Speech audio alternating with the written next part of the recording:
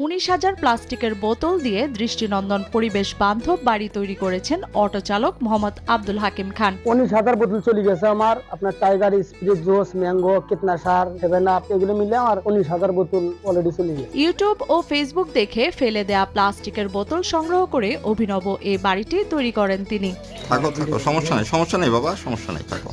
গাইবান্ধার সুন্দরগঞ্জ উপজেলার সাপরহাটি ইউনিয়নে 1100 স্কয়ার ফিটের এই 3 কক্ষের এ বাড়ির দেয়াল জুড়ে পুরোটাই ব্যবহার করা হয়েছে প্লাস্টিকের বোতল দিয়ে। বর্তমানে শুধু বাকি আছে বাড়ির ছাদ ও মেঝে পাকা করার কাজ।